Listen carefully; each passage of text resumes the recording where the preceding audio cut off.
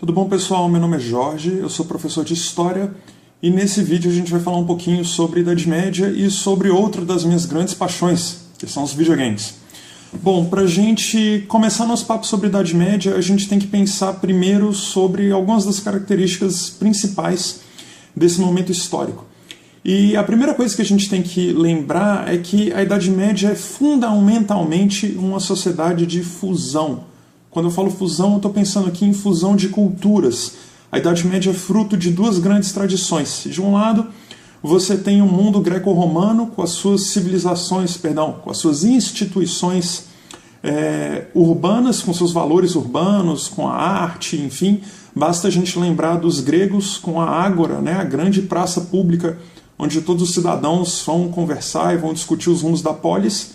E do outro lado, a gente vai ter os grupos bárbaros, que são os grupos que estavam circundando as fronteiras do Império lá por volta do século V depois de Cristo, que são um dos vários fatores que levaram à queda do Império Romano.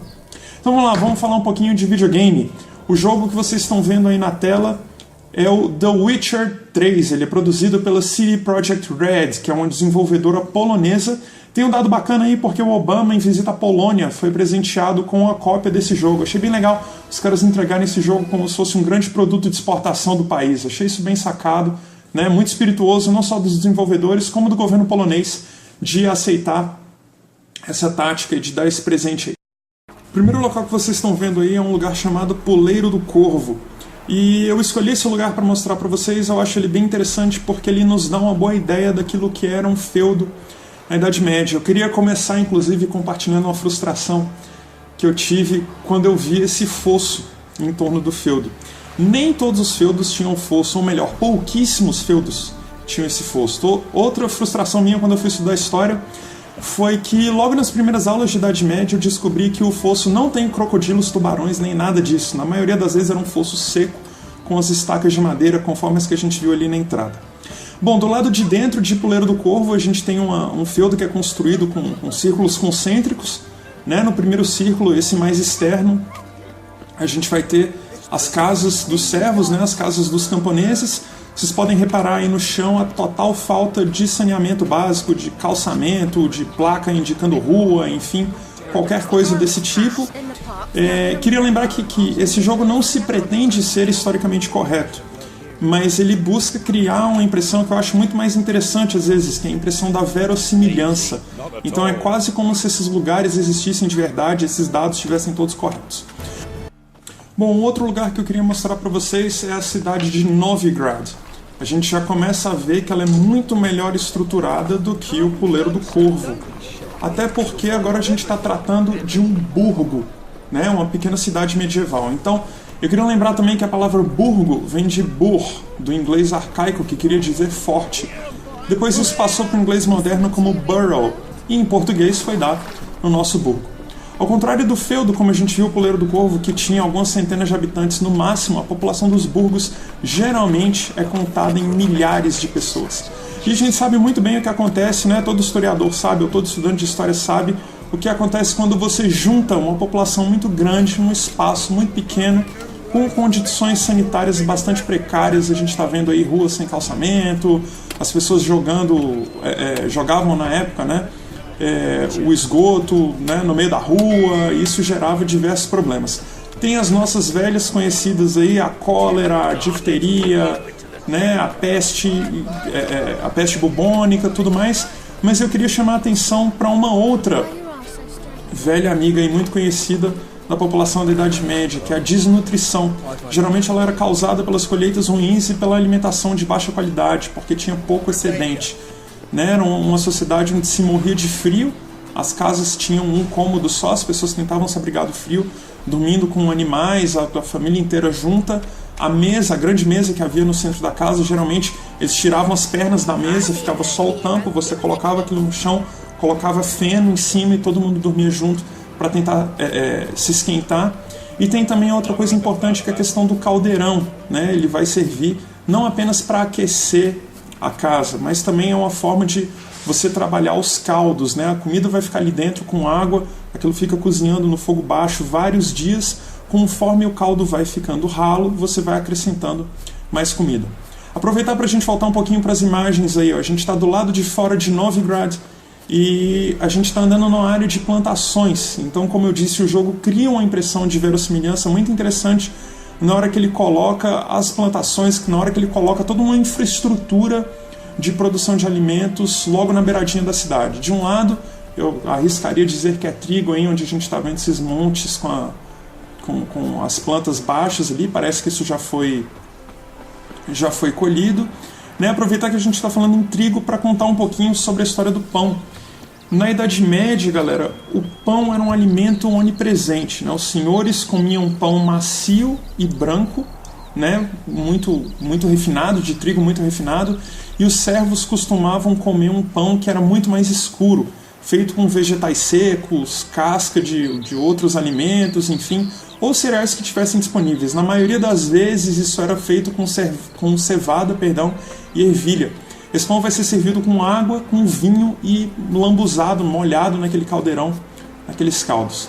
Aproveitar essa ceninha aí, ó, tem uma casa destruída, né? A gente vê o Geralt entrando aí nela, e é uma casa de um cômodo só. Tudo bem, essa já foi abandonada, mas a gente tem ideia mais ou menos do tamanho e de como é que se organiza uma casa dessa.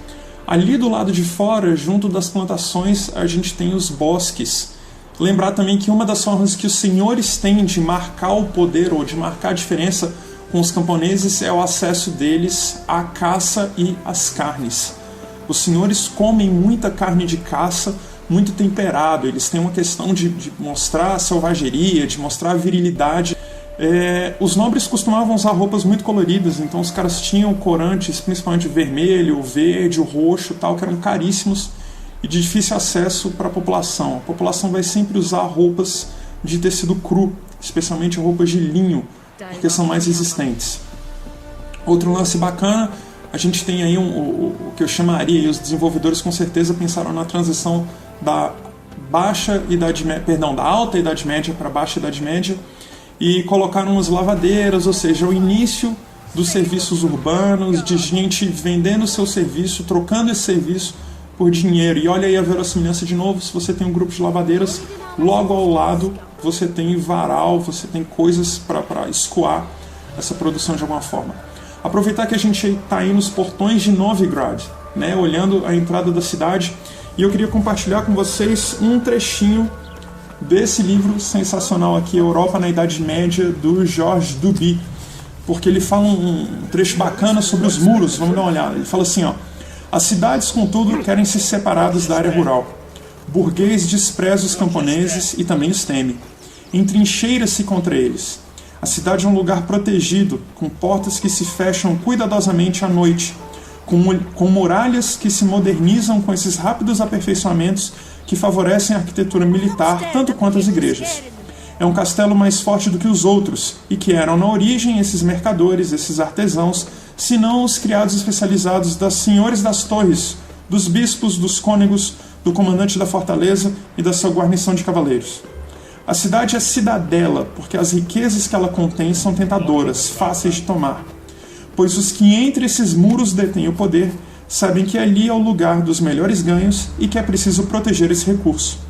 A primeira preocupação do rei Filipe Augusto, por exemplo, foi a de fortificar Paris, de onde lhe vinha a parte mais segura de suas rendas monetárias.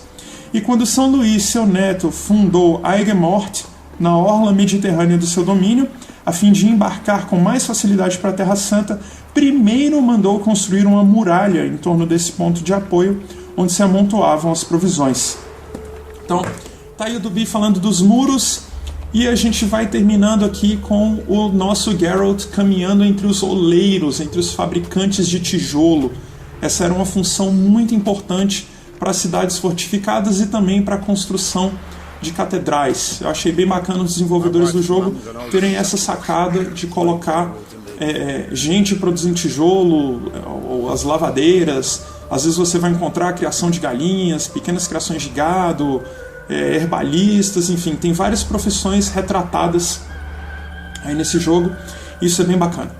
Para a gente fechar então, como professor de história, eu queria chamar a atenção de um último detalhe. Aliás, detalhe não, de uma coisa fundamental. Olha só, o rótulo que a gente tem de Idade Média como Idade das Trevas foi dado a esse período especialmente pelos eruditos do Renascimento e do Iluminismo. E eu acho que dá até para entender, se você pega o Iluminismo, por exemplo, e lembra que esses caras estavam propondo uma sociedade racional, liberal e fundamentalmente anticlerical. Quando eles olham para trás e veem uma Idade Média que você tem a Igreja Católica com uma força muito grande, né, manipulando o sistema educacional ou incutindo determinados valores, eles vão fazer de tudo para tentar desqualificar, descaracterizar e criticar a sociedade desse período. Mas aí vem a minha pergunta, será que a gente pode mesmo qualificar uma sociedade dessas como tenebrosa? A gente tem que lembrar do seguinte, a Idade Média trouxe para nós a primeira universidade, isso foi em Bolonha, em 1088, se eu não me engano era a Universidade de Direito. A Idade Média também trouxe invenções como a roda d'água, o moinho de vento, o arado com ponta de metal, as iluminuras, o trabalho dos monges copistas e por aí vai. E isso porque eu ainda nem toquei em Renascimento carolíngio, agora sim, do Carlos Magno e do Alcuino, que foi preceptor da corte dele. E a gente também nem falou de mundo árabe ainda e a presença árabe na Península Ibérica e como isso deu uma sacudida muitíssimo interessante na Europa medieval. Mas é isso aí, galera. Coisas pra gente ir pesquisando e discutindo. Se você gostou, clica aí embaixo, deixa um joinha, aproveita para se inscrever para você ir recebendo as atualizações aqui do canal. Meu nome é Jorge, sou professor de História. Um abraço para vocês e racha de estudar, galera. Até mais!